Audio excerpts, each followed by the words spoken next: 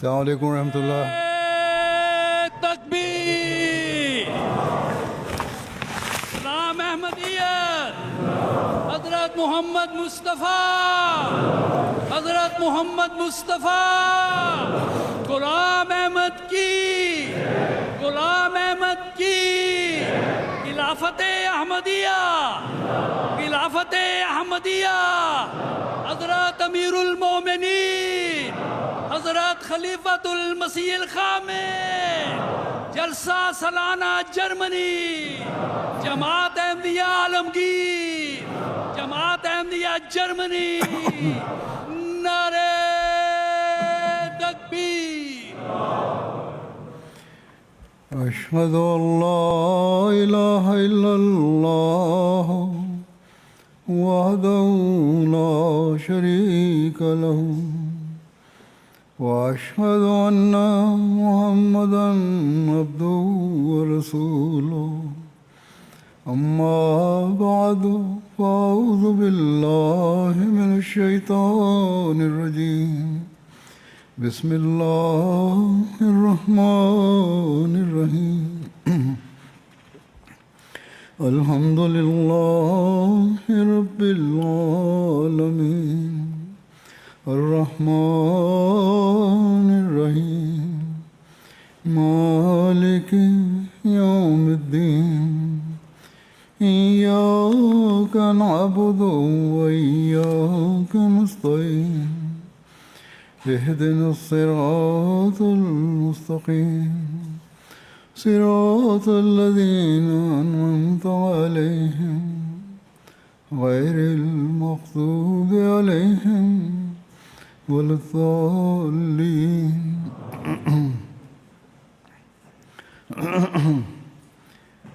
آج دنیا بھر میں پھیلے ہوئے احمدیوں کا حضرت مسیح موعود علیہ الصلوۃ والسلام کی بیعت کا حق ادا کرنے کی کوشش کرنا، اسلام کے پیغام کو دنیا میں پھیلانے کے لیے جان، مال اور وقت کو قربان کرنا، اس بات کا ثبوت ہے کہ حضرت مرزا غلام احمد قادیانی علیہ السلام ہی وہ شخص ہیں جنہیں اس زمانے میں اللہ تعالیٰ نے اسلام کی نشر ثانیہ کے لیے بھیجا۔ بغیر اللہ تعالیٰ کی تائید و نصرت کے یہ ممکن نہیں تھا کہ یوں دنیا کے کونے کونے سے لوگ آپ کے حلقۂ بیعت میں آ جاتے، اور یہ اللہ تعالیٰ کا خاص فضل اس لیے تھا کہ خود اللہ تعالیٰ نے وعدہ فرمایا تھا کہ جب لوگ اسلام کی تعلیم کو بھولنے لگ جائیں گے، ایک ایسا زمانہ آئے گا تو خدا تعالیٰ ایک شخص کو کھڑا کرے گا جو اسلام کے پیغام کو اللہ تعالیٰ کی مدد سے دنیا کے کناروں تک پہنچائے گا۔ بس آپ آج یہاں اس مقصد کے لیے آئے ہیں کہ چند دن دینی ماحول میں رہ کر اپنی روحانی اور علمی پیاس بجھائیں اور ان لوگوں میں شامل ہوں جو آخرین کی جماعت، جو مسیح موعود کے مشن کو پورا کرنے والے ہیں یا اسے پورا کرنے کا وعدہ کرتے ہیں۔ حضرت اقدس مسیح موعود علیہ الصلوۃ والسلام ایک جگہ فرماتے ہیں کہ جو کچھ اللہ تعالیٰ نے چاہا تھا اس کی تکمیل دو ہی زمانوں میں ہونی تھی، ایک حضرت صلی اللہ علیہ وسلم کا زمانہ اور ایک آخری مسیح و مہدی کا زمانہ۔ یعنی ایک زمانے میں تو قرآن اور سچی تعلیم نازل ہوئی، لیکن اس تعلیم پر فیض آوج کے زمانے نے پردہ ڈال دیا، جس میں پردے کا اٹھایا جانا مسیح کے زمانے میں مقدر تھا۔ رسول کریم صلی اللہ علیہ وسلم نے ایک تو جماعت صحابہ کرام کا تزکیہ کیا اور ایک آنے والی جماعت کا، جس کی شان میں لما یلحقوا بہم آیا ہے۔ یہ ظاہر ہے کہ خدا تعالیٰ نے بشارت دی کہ ضلالت کے وقت اللہ تعالیٰ اس دین کو ضائع نہیں کرے گا، بلکہ آنے والے زمانے میں خدا تعالیٰ حقائق قرآنیہ کو کھول دے گا۔ آثار میں ہے کہ آنے والے مسیح کی ایک یہ فضیلت ہوگی کہ وہ قرآنی فہم اور معارف کا صاحب ہوگا، اور صرف قرآن سے استنباط کر کے لوگوں کو ان غلطیوں سے متنبع کرے گا جو حقائق قرآن کی ناواقفیت سے لوگوں میں پیدا ہو گئی ہوں گی۔ جس زمانے میں حضرت مسیح موعود علیہ الصلوۃ والسلام مبعوث ہوئے، اس وقت ہر وہ شخص جو اسلام کا درد رکھتا تھا یہ دعا کر رہا تھا کہ اللہ تعالیٰ کسی شخص کو بھیجے جو اسلام کی اس دولتی کشتی کو اس بھنور سے نکال لے اور اسلام کی تعلیم کا دوبارہ بول بالا ہو، اور اس کی خوبصورت اور روشن تعلیم دوبارہ دنیا پر ظاہر ہو۔ اور جب ہم تاریخ پر نظر ڈالتے ہیں تو دیکھتے ہیں کہ سب سے زیادہ فکر حضرت مرزا غلام احمد قادیانی علیہ السلام کو ہی تھی، جنہوں نے عملی جہاد میں بھی حصہ لیا۔ آپ کے دل میں ایک غم تھا، ایک آگ سی لگی ہوئی تھی کہ کس طرح کوشش کر کے اللہ تعالیٰ کے اس خوبصورت پیغام اور حضرت صلی اللہ علیہ وسلم کی اس خوبصورت تعلیم کو دنیا میں پھیلاؤں، دنیا کو اس سے آگاہ کروں اور بتاؤں کہ آج اگر اللہ تعالیٰ کا قرب اور اس کا عرفان دلانے والا کوئی مذہب ہے تو وہ اسلام ہی ہے۔ چنانچہ اس زمانے میں آپ نے براہین احمدیت تصنیف فرمائی۔ اس وقت کے علماء آپ کی اس کتاب کی علماء نے آپ کی اس کتاب کی بڑی تعریف کی، اور بہت سو نے کہا کہ اسلام کی تائید میں ایسی کتاب آج تک نہیں لکھی گئی۔ اور یہ ان حالات میں تھا جب کہ اسلام پر تابڑتوڑ حملے ہو رہے تھے اور مسلمان اسلام چھوڑ کر عیسائیت کی گود میں گر رہے تھے یا بعض دہریہ ہو رہے تھے۔ بس یہ اعتراف اس زمانے میں لوگوں نے کیا۔ حضرت مسیح موعود علیہ الصلوۃ والسلام کو یہ درد اس لیے تھا کہ آپ کو دین اسلام سے محبت تھی، آپ کو حضرت صلی اللہ علیہ وسلم سے عشق تھا، اور خدا واحد کی حکومت کو دنیا میں قائم کرنے کے لیے ایک تڑپ تھی۔ بس آپ نے کتاب لکھی تاکہ دنیا کو بتائیں کہ اس وقت ایک ہی دین ہے جو دنیا کے مسائل کا حل ہے، جو حق پر چلانے والا دین ہے، حق کی تعلیم دینے والا اور کامل اور مکمل دین ہے۔ آپ نے یہ کتاب لکھ کر، جس کی 2-3 جلدیں تھیں، دنیا کو باور کرایا کہ اسلام ہی حقیقی دین ہے جو اللہ تعالیٰ کی طرف سے ہے۔ اللہ تعالیٰ نے بھی آپ کو علم و عرفان اس حد تک عطا فرمایا کہ جس کی کوئی مثال نہیں، کیونکہ اللہ تعالیٰ نے ارادہ فرما لیا تھا کہ جس مسیح و مہدی نے آنا ہے، جس کی پیشگوئی حضرت صلی اللہ علیہ وسلم نے فرمائی اور جس کی پیشگوئی خود اللہ تعالیٰ نے قرآن کریم میں بھی فرمائی، وہ مرزا غلام احمد قادیانی علیہ السلام ہی ہیں۔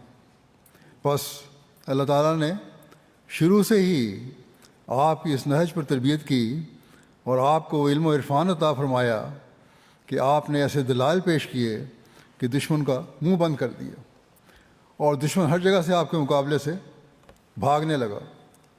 یہ سب کچھ آپ نے اللہ تعالیٰ کے خاص فضل سے کیا۔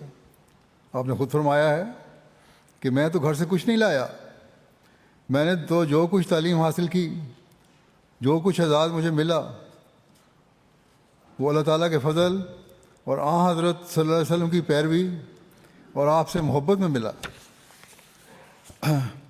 آپ کی محبت کا یہ عالم صرف بڑی عمر میں ہی نہیں تھا، بلکہ بچپن اور شروع جوانی سے ہی تھا۔ یہ جگہ آپ نے فرمایا کہ اوائل ایام جوانی میں ایک رات میں نے رویا میں دیکھا کہ میں ایک عالیشان مکان میں ہوں جو نہایت پاک اور صاف ہے، اور اس میں حضرت صلی اللہ علیہ وسلم کا ذکر اور چرچا ہو رہا ہے۔ میں نے لوگوں سے دریافت کیا کہ حضور کہاں تشریف فرما ہے؟ انہوں نے ایک کمرے کی طرف اشارہ کیا، چنانچہ میں دوسرے لوگوں کے ساتھ مل کر اس کے اندر چلا گیا۔ جب میں حضور صلی اللہ علیہ وسلم کی خدمت میں پہنچا تو حضور بہت خوش ہوئے اور آپ نے مجھے بہتر طور پر میرے سلام کا جواب دیا۔ آپ کا حسن و جمال اور ملاحت اور آپ کی پرشفقت اور پر محبت نگاہ مجھے اب تک یاد ہے اور مجھے کبھی بھول نہیں سکتی۔ آپ کی محبت نے مجھے فریفتہ کر لیا اور آپ کے حسین و جمیل چہرے نے مجھے اپنا گرویدہ بنا لیا۔ اس وقت آپ نے مجھے فرمایا کہ اے احمد، تمہارے دائیں ہاتھ میں کیا چیز ہے؟ جب میں نے اپنے دائیں ہاتھ کی طرف دیکھا تو معلوم ہوا کہ میرے ہاتھ میں ایک کتاب ہے اور وہ مجھے اپنی ہی ایک تصنیف معلوم ہوتی ہے۔ میں نے عرض کیا حضور یہ میری ایک تصنیف ہے۔ آپ نے پوچھا اس کتاب کا کیا نام ہے؟ تب میں نے حیران ہو کر کتاب کو دوبارہ دیکھا تو اس کتاب کے مشابہ پایا جو میرے کتب خانے میں تھی اور جس کا نام قطبی ہے۔ میں نے عرض کیا یا رسول اللہ صلی اللہ علیہ وسلم اس کا نام قطبی ہے۔ فرمایا اپنی کتاب قطبی مجھے دے دو، مجھے دکھاؤ۔ جب حضور صلی اللہ علیہ وسلم نے اسے لیا تو حضور کا مبارک ہاتھ لگتے ہی وہ ایک لطیف پھل بن گیا جو دیکھنے والوں کے لیے پسندیدہ تھا۔ جب حضور نے اسے چیرا جیسے پھلوں کو چیرتے ہیں تو اس سے بہتے پانی کی طرح مصفہ شہد نکلا اور اس طرح بہا کہ میں نے شہد کی تراوت حضرت صلی اللہ علیہ وسلم کے دائیں ہاتھ پر انگلیوں سے کونیوں تک دیکھی۔ یوں شیرہ بہہ رہا تھا اور شہد حضور کے ہاتھ سے ٹپک رہا تھا، اور حضرت صلی اللہ علیہ وسلم گویا اس لیے وہ مجھے دکھا رہے ہیں تاکہ مجھے تعجب میں ڈالیں۔ پھر میرے دل میں ڈالا گیا کہ دروازے کی چوکھٹ کے پاس ایک مردہ پڑا ہے جس کا زندہ ہونا اللہ تعالیٰ نے اس پھل کے ذریعے سے مقدر کیا ہوا ہے، اور یہی مقدر ہے کہ نبی کریم صلی اللہ علیہ وسلم اس کو زندگی عطا کریں۔ میں اس خیال میں تھا کہ دیکھا کہ اچانک وہ مردہ زندہ ہو کر دوڑتا ہوا میرے پاس آ گیا اور میرے پیچھے کھڑا ہو گیا، مگر اس میں کچھ کمزوری تھی، گویا بھوکا تھا۔ تب نبی کریم صلی اللہ علیہ وسلم نے مسکرا کر میری طرف دیکھا اور اس پھل کے ٹکڑے کیے، اور ایک ٹکڑا ان میں سے حضور نے خود کھایا اور باقی سب مجھے دے دیا۔ ان سب ٹکڑوں سے شہد بہہ رہا تھا اور فرمایا اے احمد، اس مردے کو ایک ٹکڑا دے دو تا اسے کھا کر قوت پائے۔ میں نے دیا تو اس نے حریصوں کی طرح وہیں اسے کھانا شروع کر دیا۔ پھر میں نے دیکھا کہ حضرت صلی اللہ علیہ وسلم کی کرسی اونچی ہو گئی ہے، حتیٰ کہ چھت کے قریب پہنچ گئی، اور میں نے دیکھا کہ اس وقت آپ کا چہرہ مبارک ایسا چمکنے لگا کہ گویا اس پر سورج اور چاند کی شعائیں پڑ رہی ہیں۔ میں آپ کے چہرہ مبارک کی طرف دیکھ رہا تھا اور ذوق اور وجد کی وجہ سے میرے آنسو بہہ رہے تھے۔ پھر میں بیدار ہو گیا اور اس وقت بھی میں کافی رو رہا تھا۔ تب اللہ تعالیٰ نے میرے دل میں ڈالا کہ وہ مردہ شخص اسلام ہے، اور اللہ تعالیٰ حضرت صلی اللہ علیہ وسلم کے روحانی فیوز کے ذریعے سے اب میرے ہاتھ پر اسے زندہ کرے گا۔ اور تمہیں کیا پتہ؟ فرمایا کہ تمہیں کیا پتہ کہ شاید یہ وقت قریب ہو، اس لیے تم اس کے منتظر رہو۔ اور اس رویا میں حضرت صلی اللہ علیہ وسلم نے اپنے دست مبارک سے، اپنے پاک کلام سے، اپنے انوار سے اور اپنے باغ قدس کے پھلوں کے ذریعے سے میری تربیت فرمائی تھی۔ بس آپ کی تربیت حضرت صلی اللہ علیہ وسلم نے ہی فرمائی، اور آپ کی تعلیم ہی سے آپ نے سب کچھ حاصل کیا۔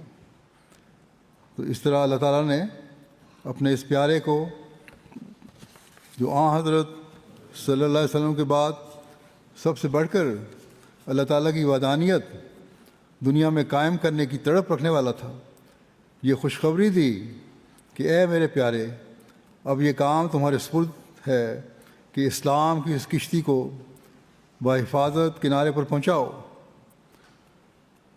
اور تمام دنیا کو اس کے سائے تلے لے آؤ، اس میں بٹھا لو۔ بلکہ اللہ تعالیٰ نے بڑے واضح فرمایا کہ دنیا کی نجات اسی میں ہے۔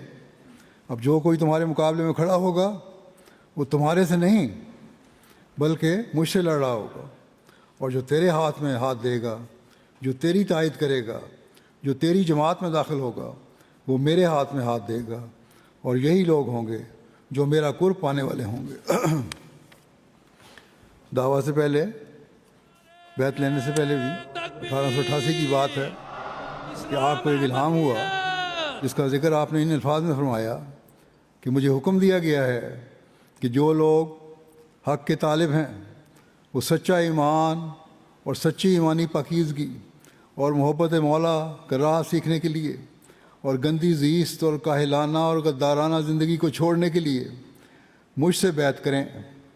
بس جو لوگ اپنے نفسوں میں اس قدر یہ طاقت پاتے ہیں انہیں لازم ہے کہ میری طرف آویں کہ میں ان کا غم خوار ہوں گا اور ان کا بار ہلکا کرنے کے لیے کوشش کروں گا، اور خدا تعالیٰ میری دعا اور میری توجہ میں ان کے لیے برکت دے گا، بشرطے کہ وہ ربانی شرائط پر چلنے کے لیے بدل و جان تیار ہوں۔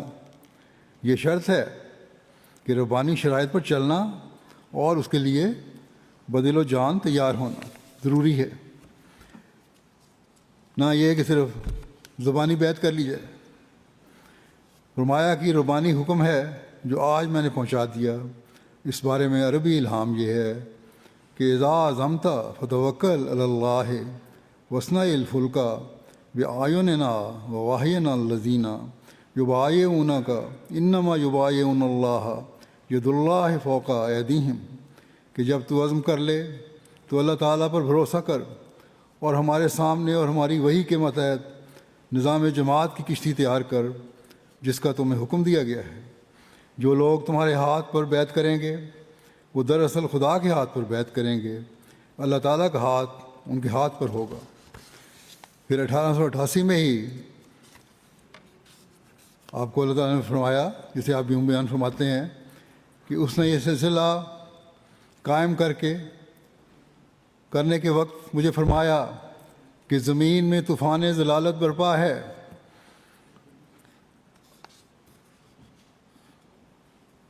تو اس طوفان کے وقت میں یہ کشتی تیار کر، جو شخص اس کشتی میں سوار ہوگا وہ غرق ہونے سے نجات پا جائے گا، اور جو انکار میں رہے گا اس کے لیے موت درپیش ہے۔ اور فرمایا کہ جو شخص تیرے ہاتھ میں ہاتھ دے گا اس نے تیرے ہاتھ میں نہیں بلکہ خدا کے ہاتھ میں ہاتھ دیا۔ بس آپ نے اللہ تعالیٰ کے حکم کے مطابق یہ اعلان فرما دیا کہ اگر تم سچائی اور خدا تعالیٰ کی طرف جانے کا صحیح راستہ تلاش کرتے ہو تو اللہ تعالیٰ نے اس زمانے میں حضرت صلی اللہ علیہ وسلم کی غلامی میں مجھے اس کام کے لیے بھیجا ہے۔ میرے پیچھے آؤ اور میری جماعت میں شامل ہو جاؤ، تو تمہارا دین بھی سمجھ جائے گا، تمہاری دنیا بھی سمجھ جائے گی، تمہاری عاقبت بھی سمجھ جائے گی، اور اس دنیا میں بھی تم اللہ تعالیٰ کے فضلوں کو حاصل کرنے والے بنو گے، اور آخرت میں بھی اللہ تعالیٰ کے فضلوں کو حاصل کرنے والے بنو گے۔ لیکن شرط یہی ہے کہ خالص محبت اپنے دلوں میں پیدا کرنی ہوگی اور سستیاں دور کرنی ہوں گی، تبھی تم اس بیعت کا حق ادا کرنے والے بن سکو گے اور ان سب باتوں سے فیض یاب ہونے والے بن سکو گے۔ بس ہمیں یہ دیکھنا چاہیے کہ کیا ہم میں وہ خالص محبت اور دین کو حاصل کرنے کے لیے وہ جستجو ہے؟ کیا ہم دین کو دنیا پر مقدم کرنے کا جو عہد کرتے ہیں اس کے لیے ہم بھرپور کوشش کر رہے ہیں، یا صرف وقتی جوش کے تحت کبھی مال قربان کر دیا اور کبھی جان قربان کر دی اور پھر مستقل مزاجی سے ان باتوں پر عمل نہیں کرتے جو اسلام کی حقیقی تعلیم ہیں۔ بس اگر ہم نے فیض پانا ہے اور اگر ہم نے حقیقت میں ان تمام برکات سے حصہ لینا ہے جو اللہ تعالیٰ نے حضرت مسیح موعود علیہ الصلوۃ والسلام کی بیعت میں آنے کے ساتھ وابستہ کی ہیں، تو ہمیں بہرحال اپنے عملوں کو ٹھیک کرنا ہو۔ آپ نے فرمایا تھا کہ میں تمہارا ایک پکا ہمدرد ہوں، سچا ہمدرد ہوں۔ میں تمہیں ایسے راستے بتاؤں گا جو تمہارے گناہوں کا بوجھ ہلکا کریں گے۔ تمہارے لیے میں دعائیں کروں گا جو عرش پر انشاءاللہ قبول ہوں گی۔ عارضی طور پر مسائل بھی آئیں گے، آفات بھی آئیں گی، مشکلات بھی آئیں گی، لیکن اللہ تعالیٰ تمہاری دین و دنیا اور آخرت سنوارنے میں میرے ساتھ جڑنے سے ہی ایک ایسی حالت پیدا کرے گا جو تمہیں خدا تعالیٰ کا قرب دلانے والی ہوگی اور جو دنیا و آخرت سنوارنے کا ذریعہ بنے گی۔ بس جس شخص کا ہاتھ اللہ تعالیٰ کے حکموں پر عمل کرنے والے کے ہاتھ میں ہو وہ کبھی ضائع نہیں ہو سکتا، اور نہ ہی اس کی نسلیں ضائع ہوتی ہیں۔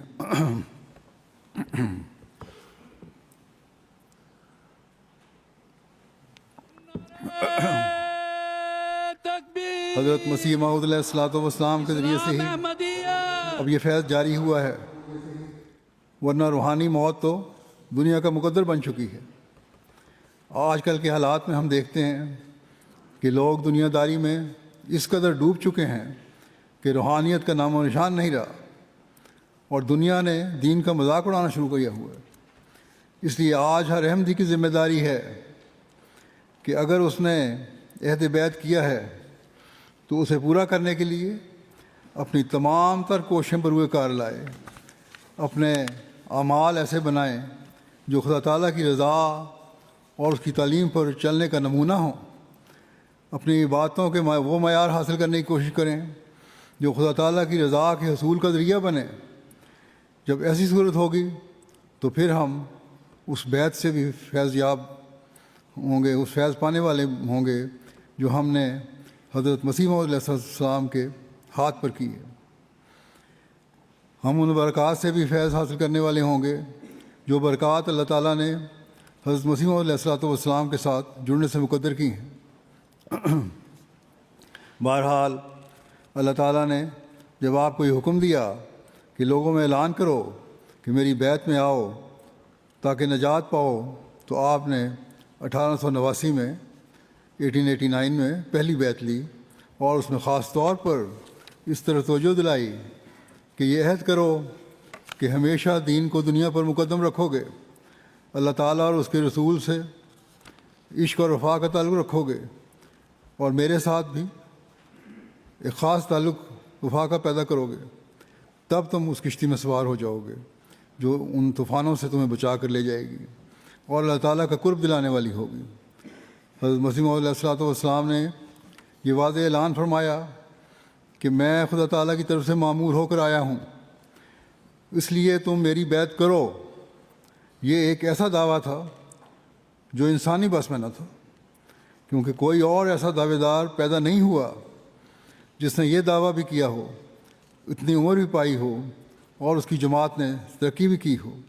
آج بھی ہم دیکھ رہے ہیں کہ اللہ تعالیٰ کے فضل سے جماعت ترقی کی منازل طے کر رہی ہے، دنیا کے 215 ممالک میں پھیل گئی ہے، اس سے بھی زیادہ ممالک میں بلکہ، اور دنیا کے ہر ملک میں احمدی موجود ہیں۔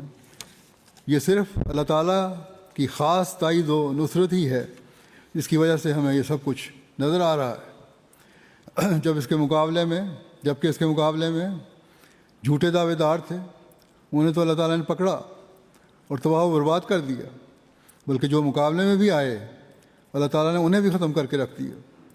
اگر کہیں کسی حکومت یا گروہ کو عارضی کامیابی مل رہی ہے تو اس کا مطلب یہ نہیں کہ اللہ تعالیٰ کی تائید ان کے ساتھ، کیونکہ ان کے خلاف انہی میں سے لوگ کھڑے ہوتے ہیں، اور چند سال بعد وہی لوگ جو اپنی طرف سے بڑے زوم میں اٹھے ہوتے ہیں آخرکار تباہ و برباد ہو جاتے ہیں۔ لیکن حضرت مسیح موعود علیہ الصلوۃ والسلام کی جماعت ہے جو ترقی پر ترقی کرتی چلی جا رہی ہے۔ اگر کہیں حکومتوں کے قانون سے دبایا بھی گیا ہے جماعت کو تو دوسری جگہ اللہ تعالیٰ نے ترقیات سے نوازا ہے۔ ایک جگہ اگر روک ڈالی جا رہی ہے تو دوسری جگہ اللہ تعالیٰ میدان کھولتا چلا جا رہا ہے، تکبیر اور پھر جہاں روک ڈالی جا رہی ہے وہاں بھی وہ اس جماعت کو ختم نہیں کر سکے، نہ ہی لوگوں کے ایمانوں کو ختم کر سکیں۔ اللہ تعالیٰ کے فضل سے لوگ اپنے ایمانوں پر قائم اور مضبوط ہیں۔ آج بھی مجھے خط آتے ہیں پاکستان سے اور دوسرے جگہوں سے جہاں مخالفت ہے کہ ہمارے ایمانوں کو کوئی ہلا نہیں سکتا۔ ٹھیک ہے کہ چند کمزور بھی ہوتے ہیں لیکن اکثریت ایمانوں میں پختہ ہے۔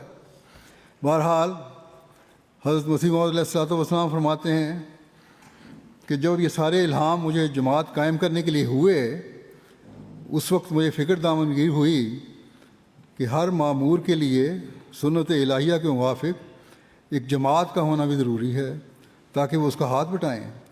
بغیر مددگاروں کے نبی کام نہیں کرتے، نہ کر سکتے۔ انبیاء کی جماعتیں ہوتی ہیں اور اس کے مددگار بھی ہوتے ہیں، اور مال کا ہونا بھی ضروری ہے تا دینی ضروریات میں جو پیش آتی ہیں خرچ ہو سکے۔ اخراجات بھی ہوتے ہیں، اور سنت اللہ کے موافق اعداء کا ہونا بھی ضروری ہے، یعنی دشمنوں کا ہونا بھی ضروری ہے، کیونکہ انبیاء کی ہمیشہ دشمنی ہوتی ہے، اور پھر ان پر غلبہ بھی ضروری ہے تاکہ ان کے شر سے محفوظ رہیں۔ اور امر دعوت میں تاثیر بھی ضروری ہے تا سچائی پر دلیل ہو۔ دعوت اور تبلیغ کا بھی اثر ہونا چاہیے تاکہ سچائی بھی قائم ہو اور تا اس خدمت مفوضہ میں ناکامی نہ ہو۔ بس دیکھ لیں الہی جماعتوں کے لیے جو باتیں ضروری ہیں وہ آج ہمیں جماعت احمدیہ کے علاوہ اور کہیں نظر نہیں آتی۔ آپ کو فکر ہوئی کہ اگر میں مامور ہوں تو مامور کے لیے جماعت بھی بھی ہوتی ہے، وہ کہاں ہے؟ میرے پاس تو کوئی جماعت نہیں، میں تو اکیلا آدمی ہوں۔ اللہ تعالیٰ نے جماعت دی، اور ایسے مخلصین کی جماعت دی کہ جنہوں نے قربانیاں بھی کیں، اعلیٰ معیار بھی قائم کیے، اور اپنی جانوں کے نذرانے پیش کیے۔ آج تک جانوں کے نذرانے پیش کرتے چلے جا رہے ہیں دین کو دنیا پر مقدم کرنے کے لیے۔ نعرہ تکبیر، اسلام احمدیت، حضرت محمد مصطفیٰ، غلام احمد کی، غلام احمد کی، جماعت احمدیہ عالمگیر، اسیران راہ مولا، شہیدان احمدیہ، نعرہ تکبیر۔ آج تک اپنی جانوں کے نذرانے پیش کرتے چلے جا رہے ہیں صرف دین کو دنیا پر مقدم کرنے کے لیے۔ اپنی جان کا نذرانہ پیش کیا تو حضرت مسیح موعود علیہ الصلوۃ والسلام کے مشن کو پورا کرنے کے لیے۔ اپنے دین پر اس عہد کے ساتھ قائم رہے کہ ہم نے جو عہد بیعت باندھا ہے ہم اس پر قائم رہیں گے، اور تا دم آخر اپنے دین کو دنیا پر مقدم رکھیں گے۔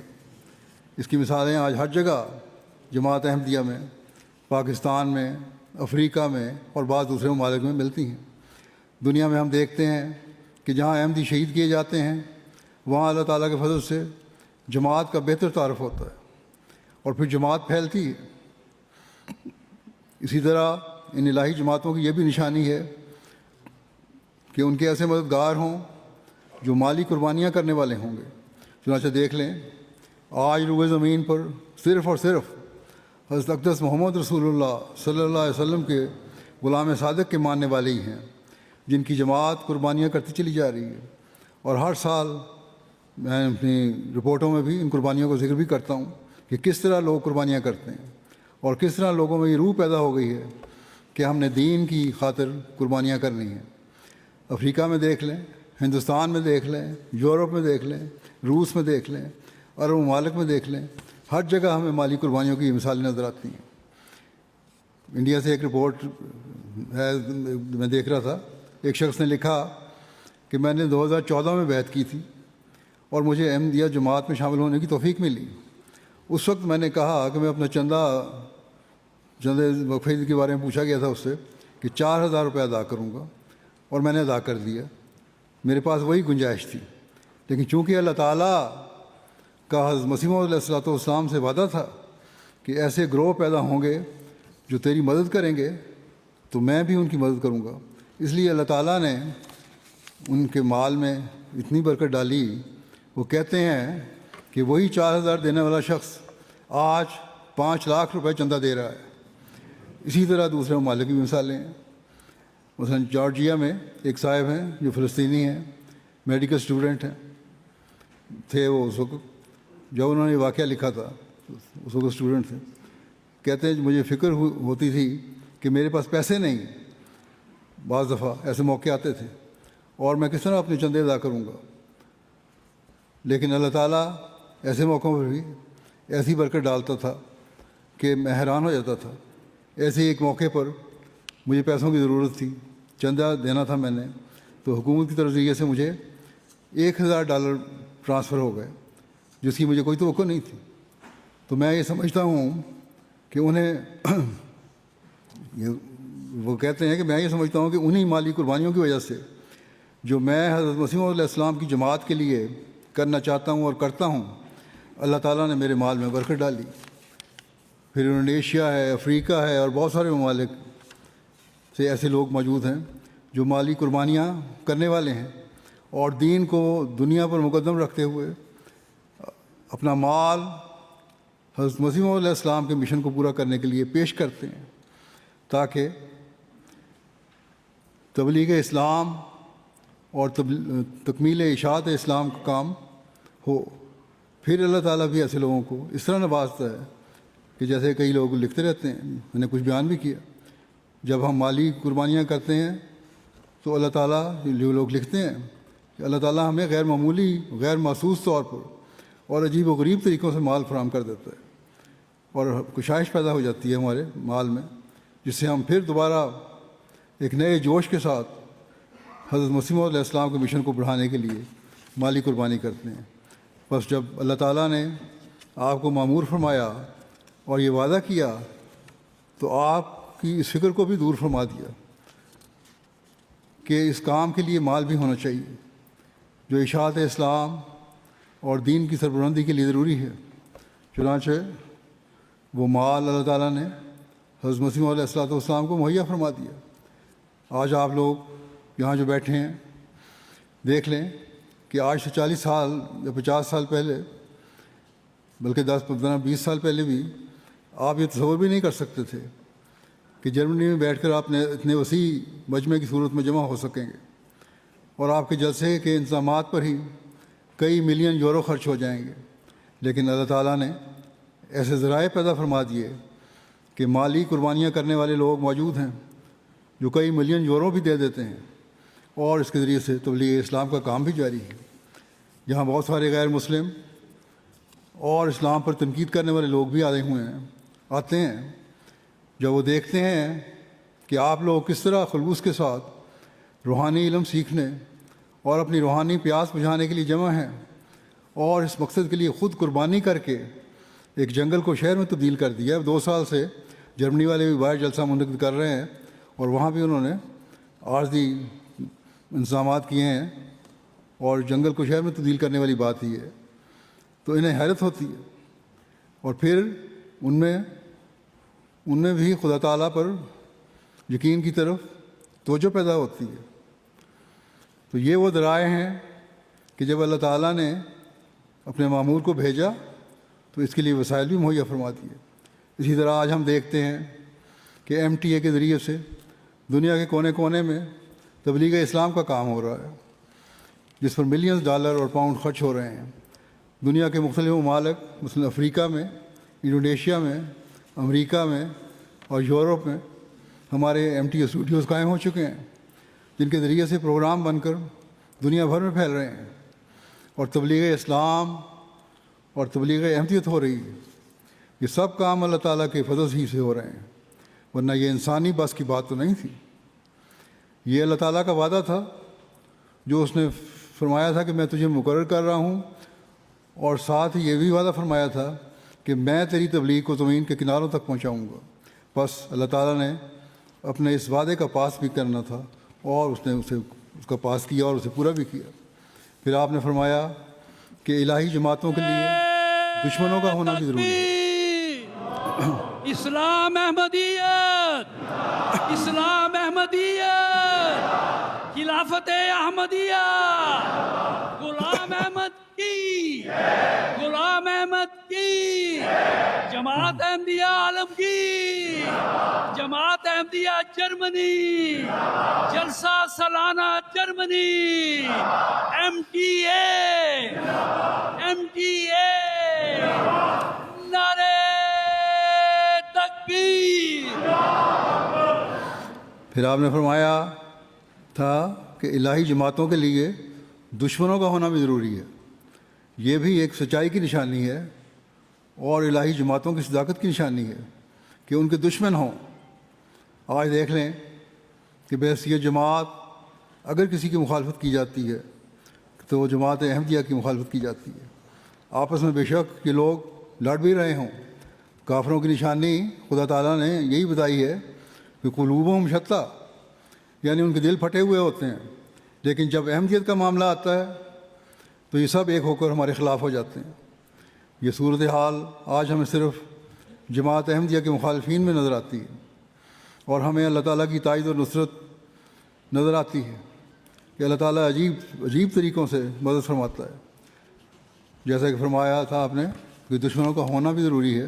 ये दुश्मनियाँ आज तक चल रही हैं और इन दुश्मनियों ही की वजह से अल्लाह ताला जमात को तरक्की देता चला जा रहा है। दुश्मन समझता है कि हमने अहमदियत की मुखालफत करके इनका नाथका बंद कर दिया है।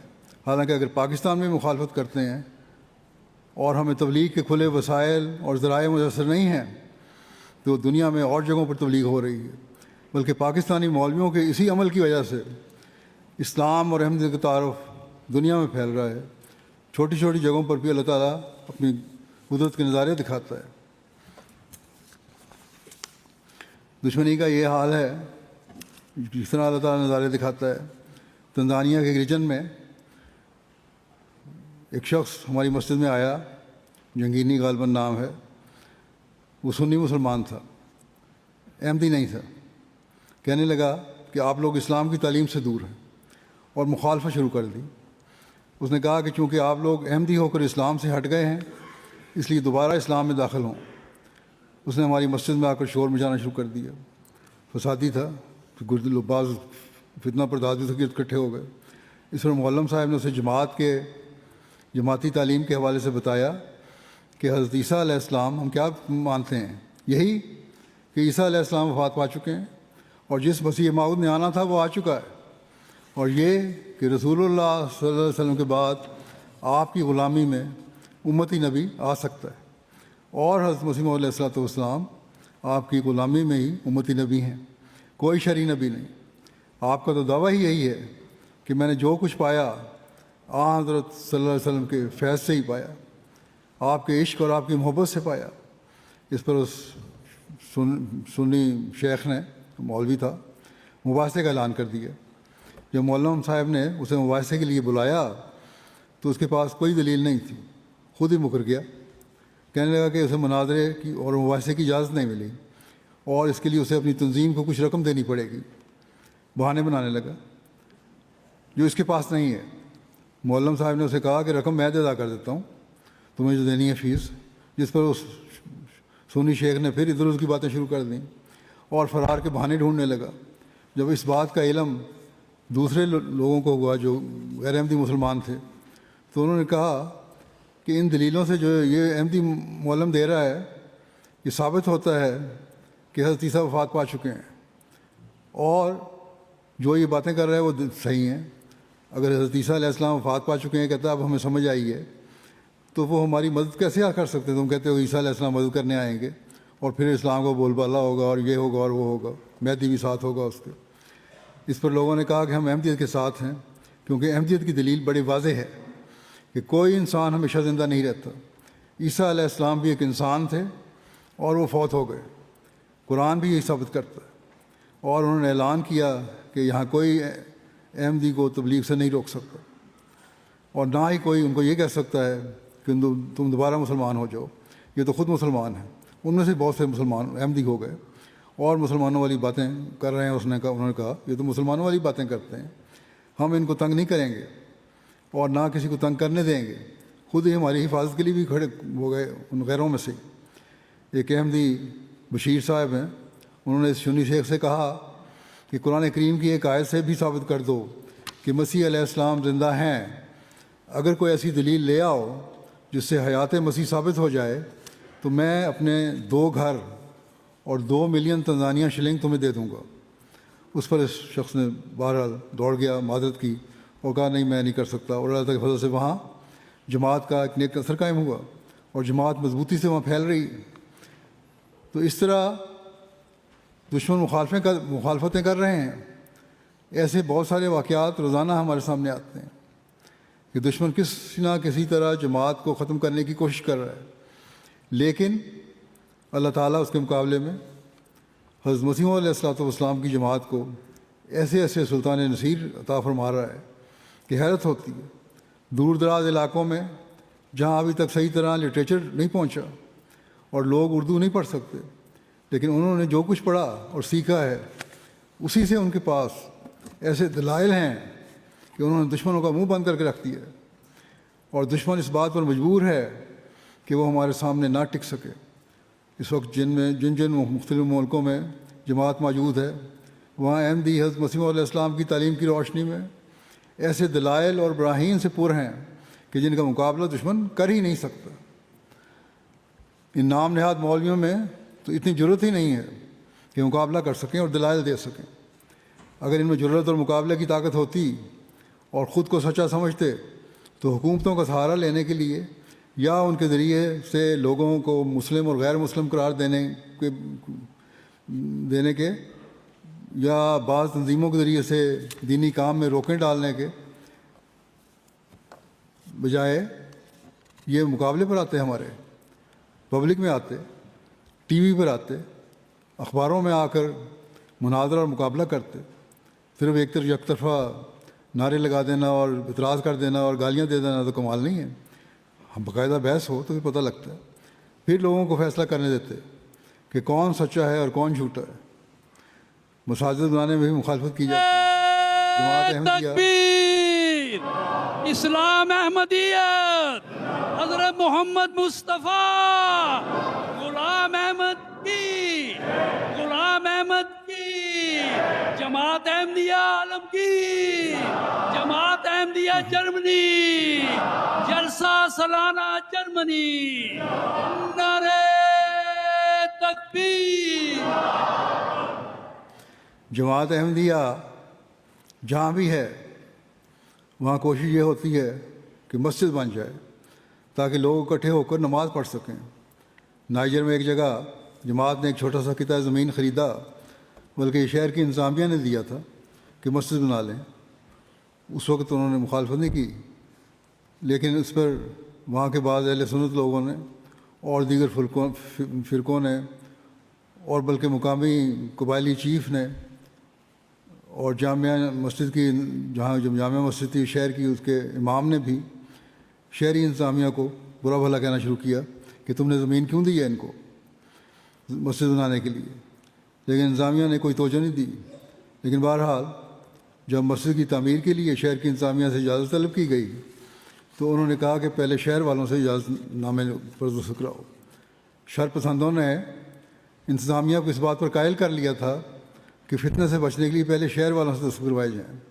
بہرحال اس پر علاقے کے مقامی قبائلی چیف اور امام مسجد نے دستخط کر دیے۔ امام مسجد شریف النفس معلوم ہوتا ہے، اس نے بعد میں دستخط کر دیے، پہلے تو مخالفت کی تھی، لیکن شہر کے چیف نے جو مخالفین سے ڈرتے ہوئے دستخط نہیں کیے۔ بلکہ اسی طرح جس طرح آج کل پاکستان میں حکومت اور انتظامیہ تحریک لبیک والوں سے ڈر کر احمدیوں کے بہت سارے حقوق پامال کر رہی ہے اور انصاف سے کام نہیں لیتی، یہ لوگوں نے ایسی حرکت کی۔ تو بہرحال وہاں بھی کچھ لوگوں کا ایسا ہی اثر و رسوخ ہوگا جس طرح پاکستان میں مولویوں کا ہے، جس کی وجہ سے چیف گھبرا گیا اور اس نے دستخط نہیں کیے۔ لیکن قبائلی چیف جو ایک جرأت مند شخص تھا اور وسیع علاقے کا چیف تھا، اسے یہ بات بہت بری لگی کہ مسجد تو اللہ تعالیٰ کا گھر ہے، اس پر وہ قبائلی چیف جس کے تحت 200 سے زیادہ قصبے اور دیہات تھے انتظامیہ کے پاس آیا اور کہا کہ میں حکم دیتا ہوں کہ جماعت احمدیہ کو مسجد کی تعمیر کرنے دو۔ بے شک شہر کا چیف راضی نہ ہو۔ بہرحال اس پر شہر کے میئر نے پھر دستخط کر دیے اور مخالفت کے باوجود اللہ تعالیٰ نے وہاں مسجد بنانے کی توفیق عطا فرمائی۔ اس طرح کے بے شمار واقعات روزانہ پیش آتے ہیں اور رپورٹوں میں اس بات کا ذکر ہوتا ہے کہ کس طرح مختلف جگہوں پر لوگ کھلم کھلا مخالفت کر رہے ہیں، لیکن اللہ تعالیٰ پھر اپنی تائید بھی فرماتا ہے اور یہ دکھاتا ہے کہ وہ کس طرح حضرت مسیح موعود علیہ الصلوۃ والسلام سے کیے ہوئے وعدوں کو پورا کر رہا ہے۔ جیسا کہ اللہ تعالیٰ نے فرمایا کہ جب بیعت لے رہا ہے تو میرا ہاتھ تیرے ہاتھ کے اوپر ہے، تو اللہ تعالیٰ پھر مدد بھی کر رہا ہے۔ اگر کہیں بعض لوگ کمزوری ایمان کی وجہ سے پیچھے ہٹ بھی جاتے ہیں تو بعد میں بہت سارے ایسے بھی ہیں جو معافی کے خطوط بھی لکھتے ہیں، لیکن جو کمزور ایمان والے ہٹتے ہیں اللہ تعالیٰ ان کی جگہ دوسرے مقامات پر مضبوط ایمان والے لوگ عطا فرماتا چلا جاتا ہے، اور ہر سال لاکھوں لوگ جماعت میں شامل ہوتے ہیں۔ بس یہ اللہ تعالیٰ کی تائید و نصرت کی علامت ہے کہ وہ کس طرح لوگوں کے دلوں کو پھیر پھیر کر حضرت مسیح موعود علیہ الصلوۃ والسلام کی بیعت میں لا رہا ہے۔ یہ مخالفت کرنے والے لوگ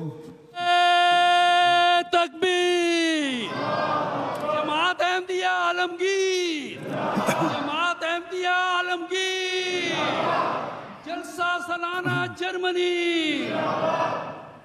یہ مخالفت کرنے والے لوگ یقیناً جھوٹے لوگ ہیں، کیونکہ اگر سچے ہوتے تو دلیل سے کام لیتے، ظلم اور مار دھاڑ نہ کرتے۔ ان کا ظلم اور مار دھاڑ کرنا، احمدیوں کو قبرستانوں میں دفن ہونے دینا، احمدیوں کی قبروں کو توڑنا اور ان کی جائیداد اور املاک کو نقصان پہنچانا، یہ سب ان کے جھوٹے ہونے کی نشانیاں ہیں۔ حضرت مسیح موعود علیہ الصلوۃ والسلام تو وہ ہیں جو اللہ تعالیٰ کے ارشاد اور آن حضرت صلی اللہ علیہ وسلم کی پیشگوئی کے مطابق ایمان کو ثریا سے لے کر آئے اور اسلام کی حقیقی تعلیم کو دوبارہ دنیا میں رائج کر رہے ہیں، دنیا میں پھیلا رہے ہیں، اور ہم اس مقصد کے لیے ہر ممکن وسیلہ اختیار کر رہے ہیں۔ آج کل اس پیغام کی اشاعت کے لیے ٹی وی ہے، سوشل میڈیا ہے، پرنٹ میڈیا ہے اور لٹریچر ہے، یہ تمام ذرائع استعمال کیے جا رہے ہیں۔ جماعت احمدیہ ہی ہے جو دنیا میں اسلام کی تبلیغ کر رہی ہے اور اللہ تعالیٰ کے فضل سے وآخرین منہم لما یلحقوا بہم کا حق ادا کرنے کی کوشش کر رہی ہے۔ بس ہمیں اس بات پر گھبرانے کی ضرورت نہیں کہ دشمن ہمارے ساتھ کیا کر رہا ہے یا جماعت احمدیہ کی فلاں جگہ بظاہر ترقی نہیں ہو رہی۔ اللہ تعالیٰ کے فضل سے جماعت احمدیہ ترقی کر رہی ہے اور لاکھوں لوگ ہر سال دنیا میں جماعت میں شامل ہو رہے ہیں۔ بعض جگہ جہاں لگتا ہے کہ نہیں ہے وہاں بھی خاموشی سے کام ہو رہا ہے، اور جیسا کہ حضرت مسیح موعود علیہ الصلوۃ والسلام نے فرمایا کہ دعوت کی تاثیر ہونا بھی ضروری ہے تاکہ سچائی پر دلیل ہو، وہ تاثیر بھی ظاہر ہو رہی ہے۔ اور اگر انہیں اس قدر یقین ہے ان لوگوں کو، مولویوں کو، کہ ہم جھوٹے ہیں، تو جیسا کہ میں نے کہا مولوی ہمیں کھلی اجازت کیوں نہیں دیتے کہ ہم تبلیغ یا مناظرہ کریں اور پھر لوگوں کو فیصلہ کرنے دیں کہ کون سچا ہے اور کون جھوٹا ہے۔ بس آپ لوگ جنہوں نے اس زمانے میں حضرت اقدس مسیح موعود علیہ السلام کو مانا ہے، آپ کی شناخت کی اور آپ کی بیعت میں داخل ہوئے ہیں، آپ کا یہ فرض بنتا ہے کہ دنیا کو یہ پیغام پہنچائیں کہ جو مسیح اور مہدی آنے والا تھا وہ آ چکا ہے۔ مسلمانوں کو خاص طور پر یہ پیغام پہنچائیں جو پہنچا سکتے ہیں کہ کم از کم جن جگہوں پر کھل کر تبلیغ کرنے کی اجازت نہیں ہے وہاں کے لوگ کم از کم دعائیں تو کر سکتے ہیں کہ اللہ تعالیٰ ان کے سینے کھولے اور ان کو مسیح موعود کو ماننے کی توفیق عطا فرمائے۔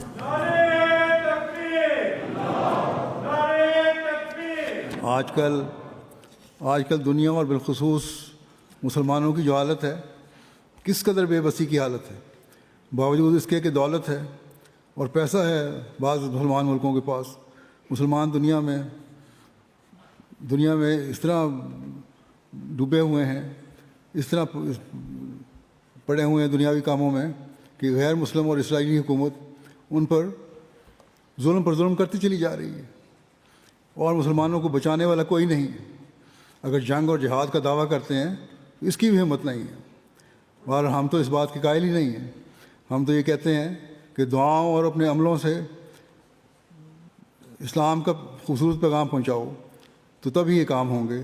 اگر ہمارے اعمال نیک ہیں اور ہم اللہ تعالیٰ کی رضا حاصل کرنے والے ہیں تو اللہ تعالیٰ خود ہمارے لیے وہ وسائل اور سامان پیدا فرمائے گا جو اسلام اور احمدیت کی فتوحات کا پیش خیمہ ہوں گے۔ بہرحال ہمیں ان کے لیے دعا کرنی چاہیے کہ اللہ تعالیٰ انہیں ہر قسم کے غم سے نکالے جو مظلوم مسلمان ہیں، اور مسلمان صرف اپنی فکر نہ کریں بلکہ اس فکر میں رہیں کہ ہم نے اللہ تعالیٰ کی رضا کس طرح حاصل کرنی۔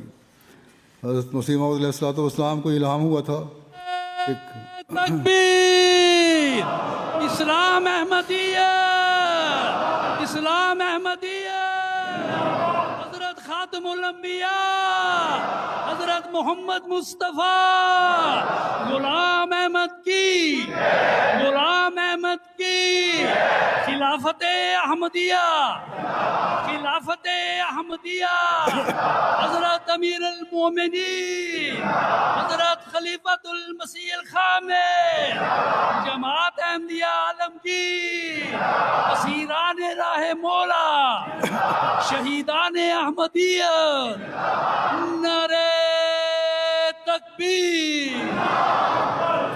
حضرت مسیح موعود علیہ الصلوۃ والسلام کو یہ الہام ہوا تھا کہ کتب اللہ لاغلبن انا ورسلی، کتب اللہ لاغلبن انا ورسلی، کہ خدا نے لکھ چھوڑا ہے کہ میں اور میرے رسول غالب آئیں گے۔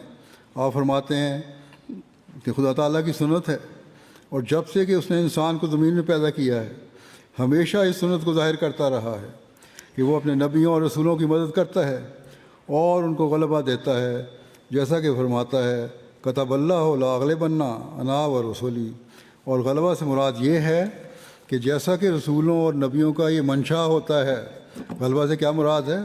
مراد یہ ہے کہ جیسا کہ نبیوں کا، رسولوں کا منشا ہوتا ہے کہ خدا کی حجت زمین پر پوری ہو جائے اور اس کا مقابلہ کوئی نہ کر سکے، مطلب یہ کہ دلائل ایسے ہونے چاہیے جن کا مقابلہ کوئی نہ کر سکے۔ اسی طرح خدا تعالیٰ کبھی نشانوں کے ساتھ اس کی سچائی ظاہر کر دیتا ہے، اور جس راست بازی کو دنیا میں پھیلانا چاہتے ہیں اس کی تخم ریزی انہی کے ہاتھوں سے کر دیتا ہے۔ اور یہ تخم ریزی حضرت مسیح موعود علیہ الصلوۃ والسلام کے ہاتھ سے ہوئی، اور 1908 میں آپ کی وفات کے بعد جب خلافت کا نظام جاری ہوا تو اللہ تعالیٰ نے پھر ان ترقیات کو بند نہیں کیا، بلکہ ہر دور خلافت میں اللہ تعالیٰ کے فضل سے جماعت احمدیہ کو یہ ترقیات مل رہی ہیں۔ دشمن روکیں بھی ڈال رہا ہے، دشمن ظلم و زیادتی بھی کر رہا ہے، نقصان پہنچانے کی کوشش بھی کر رہا ہے، حکومتیں بھی ٹکر لینے کی کوشش کر رہی ہیں، لیکن اللہ تعالیٰ کے فضل سے جماعت ترقی کرتی چلی جا رہی ہے اور پھیلتی چلی جا رہی ہے، اور اب دنیا کے ہر کونے میں مختلف ذرائع سے احمدیت یعنی حقیقی اسلام کا پیغام پہنچ رہا ہے۔ حضرت مسیح موعود علیہ الصلوۃ والسلام فرماتے ہیں تکبیر، خلافت احمدیہ، خلافت احمدیہ، حضرت امیر المومنین حضرت خلیفۃ المسیح الخامس، نعرہ تکبیر۔ حضرت مسیح موعود علیہ الصلوۃ والسلام فرماتے ہیں کہ خدا تعالیٰ اپنے بندوں کا حامی ہو جاتا ہے۔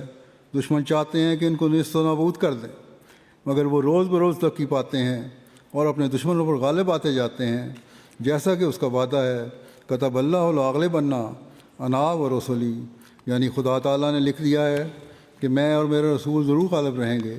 پھر آپ نے فرمایا میں بڑے دعوے اور استقلال سے کہتا ہوں کہ میں سچ پر ہوں، اور خدا تعالیٰ کے فضل سے اس میدان میں میری ہی فتح ہے، اور جہاں تک میں دوربین نظر سے کام لیتا ہوں تمام دنیا اپنی سچائی کے تحت ایک دام دیکھتا ہوں، اور قریب ہے کہ میں ایک عظیم الشان فتح پاؤں، کیونکہ میری زبان کی تائید میں ایک اور زبان بول رہی ہے، اور میرے ہاتھ کی تقویت کے لیے ایک اور ہاتھ چل رہا ہے جس کو دنیا نہیں دیکھتی مگر میں دیکھ رہا ہوں۔ میرے اندر ایک آسمانی روح بول رہی ہے جو میرے لفظ اور ہر فرد کو زندگی بخشتی ہے، اور آسمان پر ایک جوش اور ابال پیدا ہوا ہے جس نے ایک پتلی کی طرح اس مشت خاک کو کھڑا کر دیا ہے۔ ہر یک وہ شخص جس پر توبہ کا دروازہ بند نہیں عنقریب دیکھ لے گا کہ میں اپنی طرف سے نہیں ہوں۔ کیا وہ آنکھیں بینا ہیں جو صادق کو شناخت نہیں کر سکتی؟ کیا وہ بھی زندہ ہے جس کو آسمانی صدا کا احساس نہیں؟ بس آپ نے یہ دعویٰ فرمایا کہ میں کامیاب ہوں گا، اور انشاءاللہ کامیاب ہوں گا، اور دنیا دیکھ لے گی کہ آخر میں میں ہی کامیاب ہوں گا۔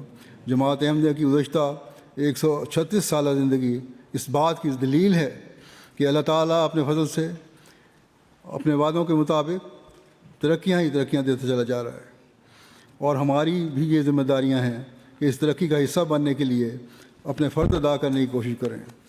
اس فرض کی ادائیگی کے لیے حضرت اقدس مسیح موعود علیہ الصلوۃ والسلام فرماتے ہیں، ہمارے غالب آنے کے ہتھیار استغفار، توبہ، دینی علوم کی واقفیت، خدا تعالیٰ کی عظمت کو مد نظر رکھنا اور 5 وقت کی نمازوں کو ادا کرنا ہے۔ نماز دعا کی قبولیت کی کنجی ہے۔ جب نماز پڑھو تو اس میں دعا کرو اور غفلت نہ کرو، اور ہر ایک بدی سے، خواہ وہ حقوق الہی کے متعلق ہو، خواہ حقوق العباد کے متعلق ہو، اس سے بچو۔ ہر بدی سے بچنا ضروری ہے۔ ایک جگہ آپ نے بڑے واضح طور پر فرمایا کہ مت خیال کرو کہ خدا تمہیں ضائع کرے گا، تم خدا کے ہاتھ کا ایک بیج ہو جو زمین میں بویا گیا۔ خدا فرماتا ہے کہ بیج بڑھے گا اور پھولے گا اور ہر ایک طرف سے اس کی شاخیں نکلیں گی اور وہ ایک بڑا درخت ہو جائے گا۔ پس مبارک وہ جو خدا کی بات پر ایمان رکھے اور درمیان میں آنے والے ابتلاؤں سے نہ ڈرے، کیونکہ ابتلاؤں کا آنا بھی ضروری ہے تا خدا تمہاری آزمائش کرے کہ کون اپنے دعوی بیعت میں صادق اور کون کاذب ہے۔ وہ جو کسی ابتلا سے لغزش کھائے گا وہ کچھ بھی خدا کا نقصان نہیں کرے گا، اور وہ بدبختی اسے جہنم تک پہنچائے گی۔ اگر وہ پیدا نہ ہوتا تو اس کے لیے اچھا تھا، مگر وہ سب لوگ جو اخیر تک صبر کریں گے ان پر مصائب کے زلزلے آئیں گے اور حوادث کی آندیاں چلیں گی، اور قومیں ہنسی اور ٹھٹھا کریں گی، اور دنیا ان سے سخت کراہت کے ساتھ پیش آئے گی، اور آخر فتح یاب ہوں گے اور برکتوں کے دروازے ان پر کھولے جائیں گے۔ بس یہ حضرت مسیح موعود علیہ السلام کا دعویٰ ہے، اور ہم ہر روز اس دعوے کو پورا ہوتا دیکھ رہے ہیں کہ کس طرح اللہ تعالیٰ مختلف حالات میں مدد اور تائید و نصرت فرماتا ہے، اور باوجود ان آزمائشوں کے جو لوگ سچائی پر قائم ہیں ان پر اپنے فضلوں کی ایسی بارش فرماتا ہے کہ ان کے ایمانوں کو اتنا مضبوط کر دیتا ہے کہ وہ پہلے سے بڑھ کر مضبوط ہوتے ہیں، اور پھر آگے سے آگے قدم بڑھتا چلا جاتا ہے۔ اس کی نشانیاں اور آثار بھی ہمیں نظر آ رہے ہیں کہ دنیا میں جس طرح جماعت پھیل رہی ہے یہ کسی جھوٹے کا دعویٰ نہیں ہو سکتا، یہ بہت بڑی بات ہے، بہت دلیل ہے۔ بس اس بات پر زور دیں، جیسا کہ حضرت مسیح علیہ السلام نے فرمایا کہ ہمارے غالب آنے کے ہتھیار دعائیں ہیں۔ دعاؤں کی طرف بہت توجہ دینی چاہیے، اور جب ہم دعاؤں کی طرف توجہ دیں گے تو تبھی اللہ تعالیٰ کامیابیاں بھی عطا فرمائے گا۔ اسی طرح آپ نے فرمایا کہ دینی علم حاصل کرنے کی کوشش کرو، اللہ تعالیٰ کا حق ادا کرنے کی کوشش کرو، اور نمازوں کی ادائیگی کی کوشش کرو۔ جب ہم ان سب چیزوں کی کوشش کریں گے تو اللہ تعالیٰ ہمیں بھی اپنے فضلوں کا وارث بنائے گا۔ اللہ تعالیٰ ہم سب کو اس کی توفیق عطا فرمائے کہ ہم یہ حق ادا کرنے والے ہوں اور اپنی زندگیوں میں جماعت احمدیہ کی ترقی کے نظارے دیکھتے چلے جائیں۔ اللہ تعالیٰ آپ سب کو بھی اور مجھے بھی اس کی توفیق عطا فرمائے کہ ہم نیکیوں پر قائم ہوں اور حقوق اللہ اور حقوق العباد ادا کرنے والے ہوں، اپنے ایمانوں میں ترقی کرتے چلے جانے والے ہوں۔ آمین۔ اب دعا کر لیں۔